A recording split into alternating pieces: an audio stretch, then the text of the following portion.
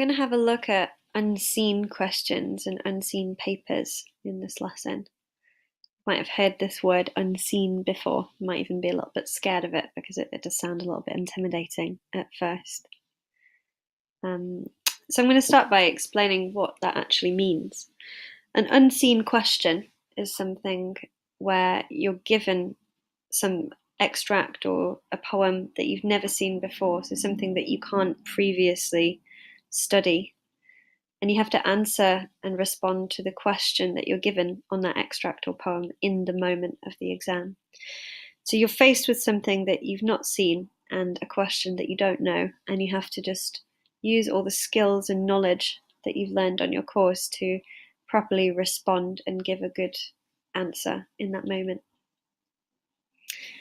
So it's really important to point out that a lot of people just ignore this exam or this unseen question if they have it on their syllabus, and they just sort of focus on studying the bits that they're actually taught in class. But it's just as important to prepare for your unseen as it is for any other aspect of your exam. And just because you don't know what the poem or the extract is going to be doesn't mean that you can't prepare for answering this exam. So I'm going to show you in this lesson how to do that and make you feel a bit more comfortable about it as well. So firstly, how to prepare for an unseen question. Things that you can do. You can definitely revise all your terminology and understand that, as well as the effects. So this is going to help you massively, regardless of whether your paper is based on an extract or a poem. The more you talk about the effects of language, the higher your grade will go. So make sure you're aware of terminology. By terminology, I mean things like similes, metaphors, repetition, as many of those as you can think of. You also want to be aware of specific features that poems do, or specific features that prose, meaning novels, do. So if you've got a poem, for example, you might talk about stanzas or rhythm or meter or rhyme scheme. If you've got prose, you might talk about tension or dramatic irony or pathetic fallacy. There's all these different features that prose can do that poems can't, or that poems can do that prose can't. So as well as knowing what is a simile and how to find or how to pick out a simile, what is a metaphor and how to pick that out, as well as knowing all your terminology and your features, you have to equally understand the effects of each feature. So if you're not sure about this, you can see my language devices lessons for more information on the effects of language. That's going to really help you in terms of understanding what to talk about in your unseen question and giving you a high level of detailed analysis on the ideas of the question and the ideas of the extract or poem. So revise terminology and also revise talking about terminology and the effects that it produces. So you don't just want to say a metaphor makes it memorable. You want to think about specific effects of metaphors and how they can create meaning within a text. So that's a really good place to start for your unseen question. You can also practice unseen past papers that are similar to your own exam. So I say similar to your own exam because even though a lot of different exam boards have unseen question papers, the way that they're marked and the way that they actually phrase the questions is not the same from exam board to exam board. So make sure you practice papers that are actually based around the thing that you're going to be examined on. So some of them might have a two-part unseen question aspect. Other ones might just be one. Some of them might give you a choice between poetry or prose. Make sure you know the ins and outs of your specific exam and how you're going to be assessed. Part of that as well is work closely with mark schemes and understand your mark schemes. The more you understand how the examiner is going to actually mark your work, the easier it will be for you to do the things that you will get marked well on, and avoid the things that won't get you any marks. So naturally, your work will just improve and become so much more focused. If you're aware of your mark schemes, you understand those fully, and you start demonstrating the skills that those mark schemes test in your actual exam paper.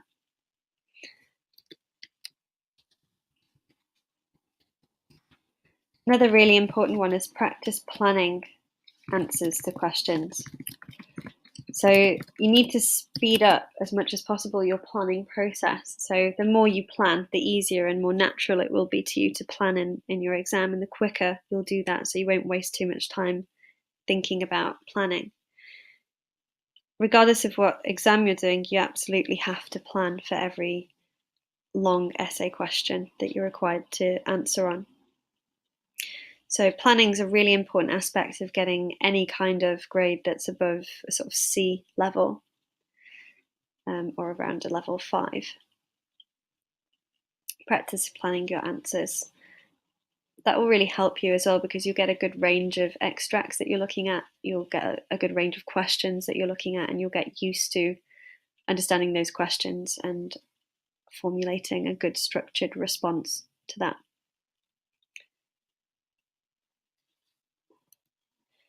Finally, you can revise your form. So a form is a type of text, so either poetry or prose. So more broadly, revise your form, understand different time periods and fashions within poetry, or time periods and fashions within novel writing, prose writing. Understand the terminology and techniques are part of this, but you might understand in a wider sense different types of poems, like what is a sonnet versus what is a lyric versus what is a villanelle or a ballad or an elegy.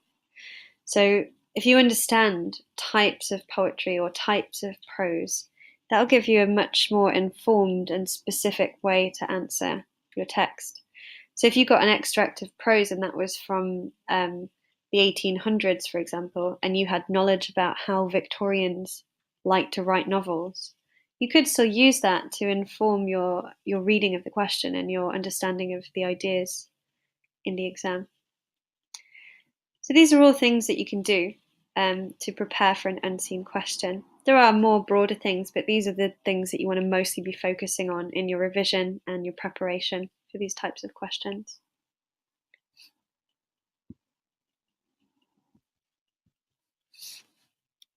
So we'll look a little bit in more detail now at examples of unseen questions. So what does an unseen question look like? They get more or less complex depending on what level you're working at. So GCSE is a little bit simpler than A-level. A-level is simpler than university, and so on.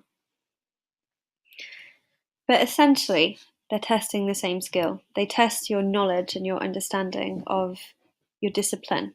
So how well you understand literature in general, how well you understand what prose does, what the conventions of prose are, or what poetry does and what the conventions of poetry are. So a couple of examples of unseen questions then. This is the type of thing you might see at GCSE. In To a Daughter Leaving Home, how does the poet present the speaker's feelings about her daughter?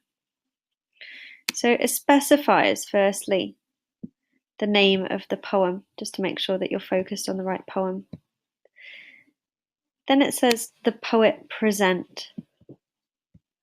So in this case, obviously it's a poem, and we're looking at a poet.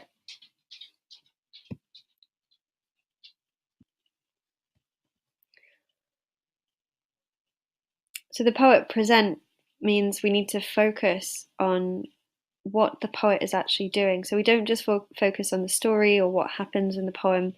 We focus on the ideas behind that, what is going on in terms of the message that the poet wants to convey to us as individuals, as readers, as an audience.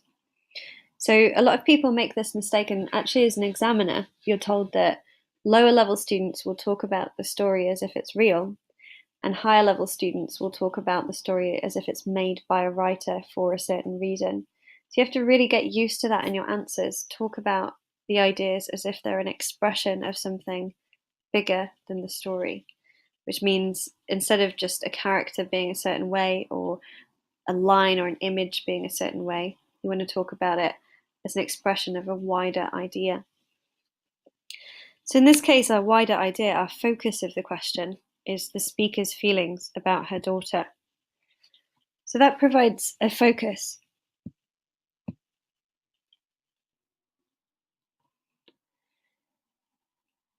A focus means basically the thing that all of your answer has to be talking about.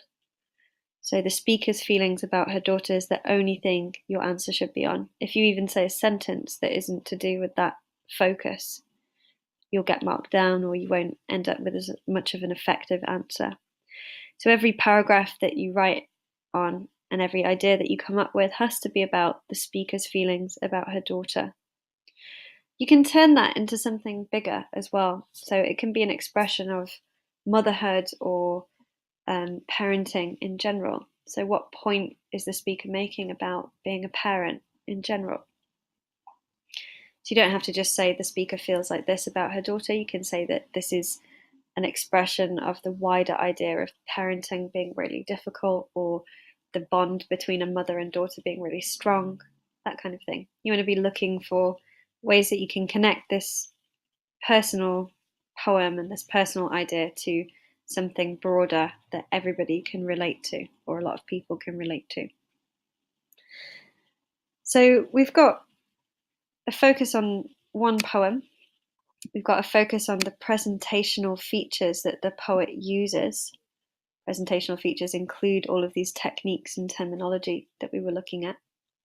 And we've got a focus on a theme, so the speaker's feelings about her daughter. So even though you've never seen that poem before, and you don't know the poet personally, you should be able to be understanding how this type of question is really similar to the other poetry questions that you do know the poems of and the writers of. So the style of the question is not different from one that you know. And the expectation of your answer is actually a lot lower because the examiners know that you've not had 2 years or 3 years to prepare, to study this poem, to understand it inside out. So they don't expect you to know as much or to talk in as much detail about the poem as you would if you studied it. So you want to not feel so stressed about that as well. I'm going to give you the second example, which is a question that I made up myself along the lines of normal unseen questions. And I want you to do a similar thing to what I did with that first one and just underline or think about the keywords here. In the road not taken, how does the poet present ideas about making important decisions? So I want you to underline all of the keywords, the most important words in that question.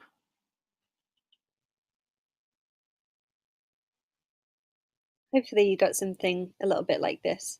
So you got the name of the poem, the fact that we have to focus on presentational features, and we have to focus on ideas about making important decisions. So understanding the keywords of these questions, as always with any exam, is the way to understanding how to answer properly, how to get the most out of your answer. So this one is a prose type question, it's A level question as well, so it's not a poem. But again, they're similar in that they ask you to look at, they ask you to use all of your skills that you've learned and all of your ideas that you've learned on your course. And they ask you to look at a focus, which is a thematic focus, so some kind of theme or idea. So explore the significance of moral attitudes. Moral attitudes is your theme, so that's the thing that all of your points have to be about. It tells you it's an extract from this book, Oranges Are Not the Only Fruit.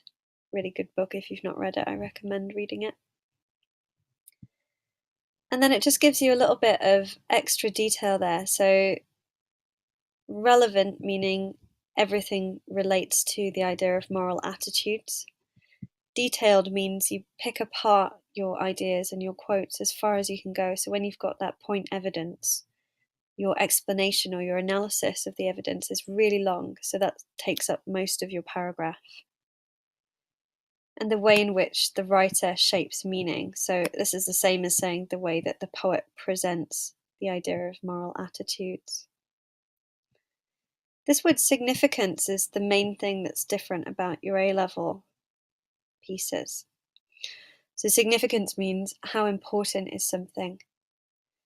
So you have to look at not only the idea or the theme of moral attitudes, but also how important are those things to the extract. How important is that idea of moral attitudes? So not too much more complex than the GCSE, but a little bit more detailed, a little bit more specific about what you have to do and how you have to respond.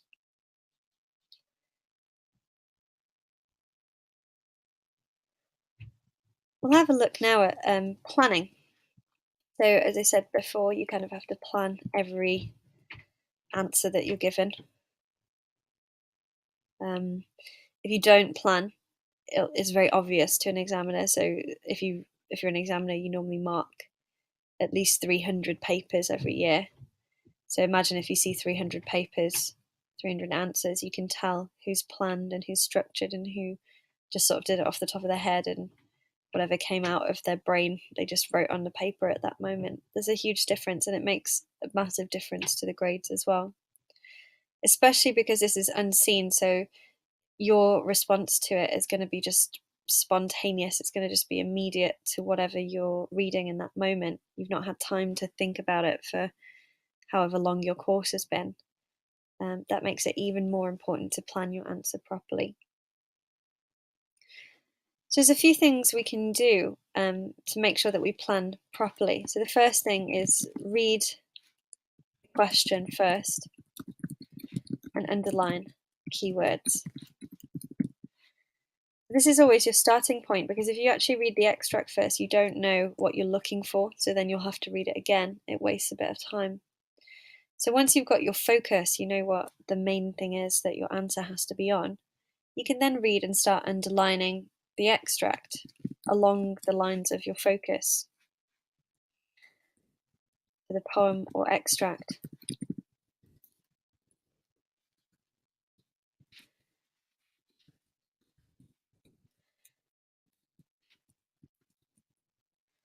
So you want to underline anything that relates to your focus. So don't try and choose the best bits at this point. You want to just underline everything, so you can kind of address all of the different possible things you could say or possible things you could talk about equally.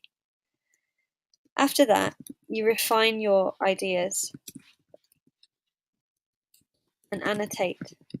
So you want to just have a couple of notes around each thing you've underlined about how it relates to the question.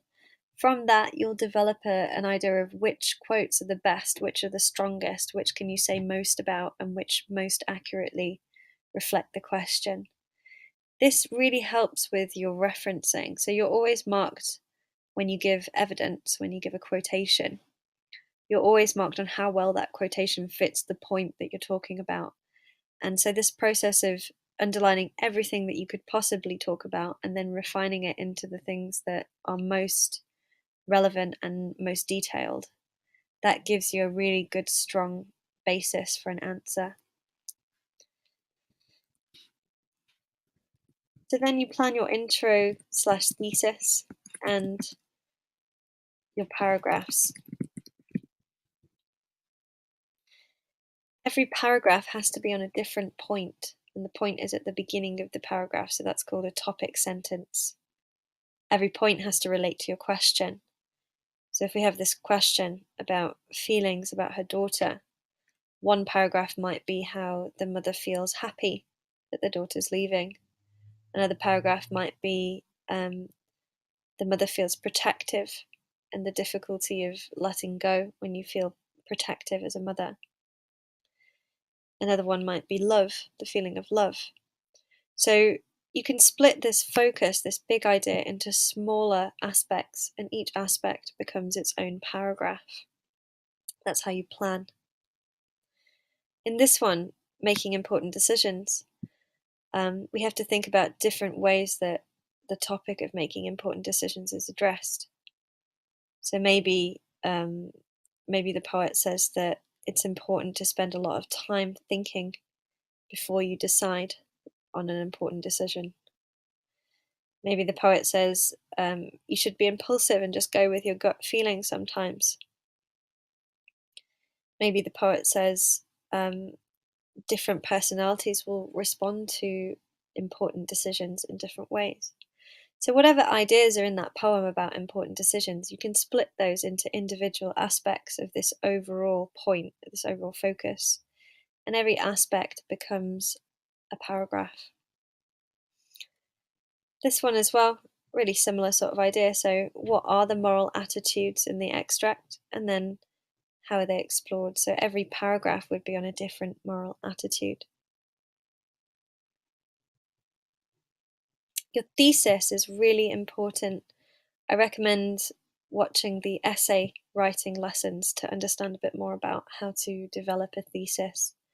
But the thesis is like the driving force behind your answer. Without that, all of your ideas will feel kind of separate and not really connected in any way.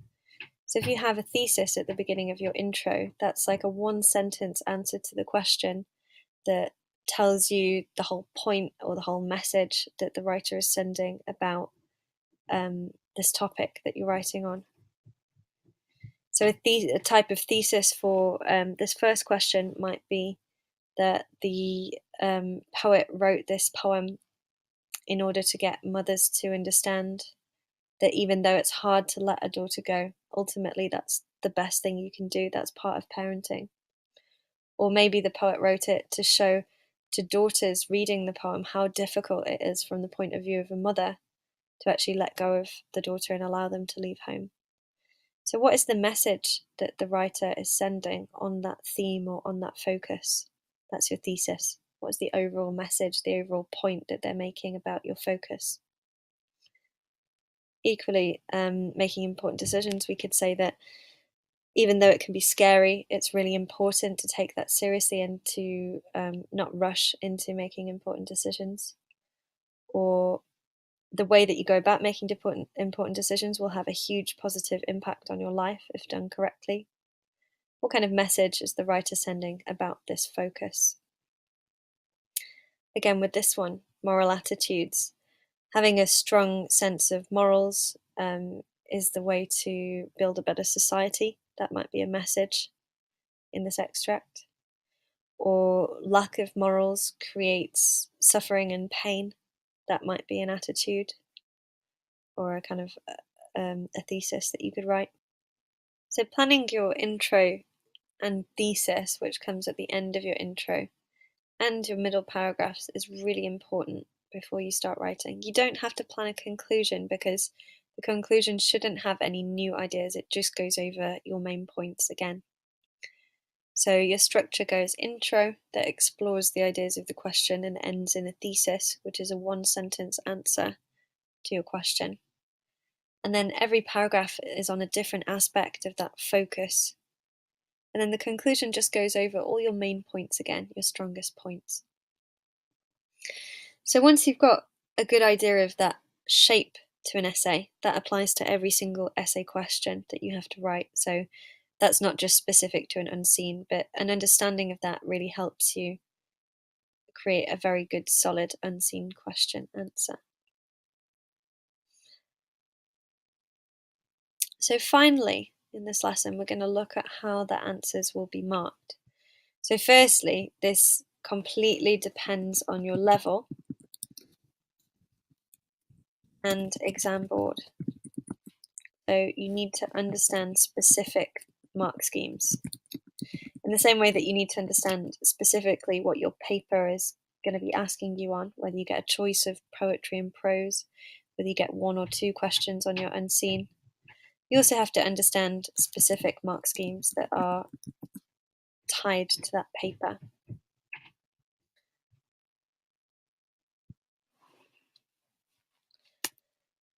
Generally, though, there are different skills they can test you on. So you can be tested on the skill of structuring a good essay answer. This means you understand what is an intro, you understand what is a thesis, you understand what middle paragraphs are, and you understand what a conclusion is, and you do all of those really well.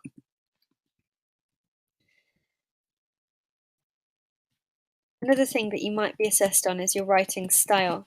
So you need to use good essay vocabulary. You need to write impersonally, so you don't say I all the time. You don't sound like you're talking from an angry or emotional point of view. You're very formal. You're very detached. You're objective. Never spell the word detached. Use good transition words and phrases, meaning things like however, therefore, nevertheless, on the other hand.